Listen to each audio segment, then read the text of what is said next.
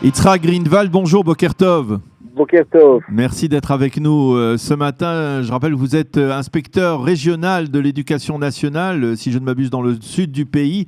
Et bien entendu, nous voulons parler avec vous ce matin de la décision annoncée hier soir par Binyamin Netanyahou, par le ministre de l'Éducation nationale, de fermer de manière totale et jusqu'au lendemain des vacances de Pessah tous les établissements scolaires à travers le pays, de la classe de préparatoire, des préparatoires jusqu'au terminal. Alors, d'abord, quelles sont les répercussions d'abord, est-ce que, selon vous, cette mesure, vous qui êtes en contact avec les écoliers, les lycéens, les enseignants, elle était indispensable vu la gravité de la crise? Écoutez, c'est pas tellement, à ce niveau-là, vous savez, c'est pas tellement le ministère qui a décidé, c'est surtout le ministère de la Santé. C'est pas le ministère de l'Éducation, Oui. c'est le ministère de la Santé. On a vu, selon nous, les vérifications que nous avons fait hier, 75% de présence des élèves à l'école. Donc, il y avait déjà une partie donc de la population qui avait décidé de ne pas venir dans les écoles. Et il y a vraiment raison à croire que ça n'aurait fait qu'empirer finalement. Et on ne fait finalement que de faire ce qui est nécessaire. Je vous rappelle que la Pologne l'a fait, que certaines régions, certains États des États-Unis l'ont fait, en Europe aussi, certains pays l'ont fait, la Grèce, etc. Je pense que c'est une mesure qui s'est imposée et que c'est une mesure. On est en état de guerre et en état de guerre, on fait ce qu'on doit faire pour essayer d'éviter le pire, en fait. Alors, la question que l'on se pose, c'est finalement, au lieu d'être dans les établissements scolaires, les enfants vont être chez les parents. Comment on organise une vie dans ce genre de situation? Est-ce que, par exemple, au niveau de l'éducation nationale, il y a des mesures qui ont été prises peut-être, par exemple, pour compenser, on va dire, ces journées d'études d'école perdues, essayer de les compenser avec les réseaux sociaux, les technologies modernes? Oui, certainement. Le ministère devrait être capable, et je dis devrait être capable parce que je pense pas que ça a été déjà testé comme ça au niveau national, mais d'assurer l'enseignement, en tout cas de certaines parties de cours et de certaines heures de la journée par distance. Mais encore une fois, si on prend l'exemple simple que dans une maison, il y a généralement un ordinateur pour une famille, Oui. Et disons qu'il y a 3 enfants à la maison, il va falloir comment les choses vont se répartir. Mais de manière générale, les écoles, en principe, sont capables aujourd'hui d'assurer l'enseignement par distance grâce à certaines technologies.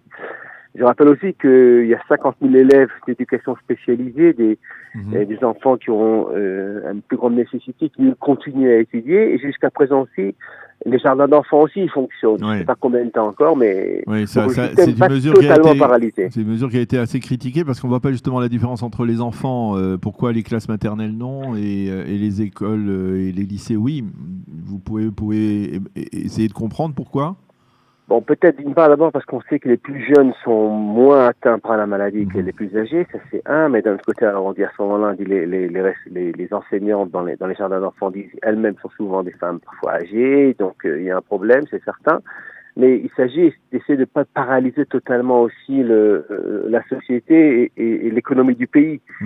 Et donc on sait que des parents qui ont un enfant qui est en classe de 7e ou de 6e, il est capable de rester seul à la maison et les parents peuvent aller au travail. Mais un enfant qui est en l'âge de jardin d'enfant, les parents sont obligés de rester à la maison, donc ça paralyse encore plus finalement la société. Donc à mon avis, c'est ça le raisonnement. Mais sans être prophète, j'ai l'impression, j'ai le sentiment que même les jardins d'enfants risquent d'être d'être aussi fermés. Oui, d'être fermés aussi. Dans les prochains jours. Oui. Alors la question, je voudrais vous poser d'abord, est-ce que vous avez le souvenir d'une situation comme celle-là au niveau de l'éducation nationale? Est-ce que c'est sans précédent aussi, comme l'a dit Binyamin Netanyahou? Non, c'est sans précédent dans le sens que je me souviens de certaines grèves importantes des syndicats, mais c'est sans précédent dans le sens que je crois que personne ne sait véritablement ce que nous réservent les jours suivants. C'est assez étrange comme situation. Je ne pense pas que ni M. Netanyahou ni personne n'est capable de dire comment les choses vont évoluer. C'est pas comme une guerre où il y a certains stratèges qui sont capables d'expliquer, qui peuvent parfois ne pas révéler au grand public quels sont les différents tournants possibles. Là, on ne sait pas. C'est une maladie et on essaie de comprendre. Regardez comment les choses évoluent tellement mal en Italie et finalement dans d'autres pays où les choses sont plus maîtrisées. Et c'est ça qu'on essaie de faire en Israël. On essaie de maîtriser au maximum. Et voilà, c'est pas grave. Finalement, si on réussit à revenir dans les écoles après Pessah avec l'aide de Dieu et que la maladie a été plus ou moins maîtrisée, ce sera très très très bien. Et c'est ça. Ce sera un moindre mal, on va dire.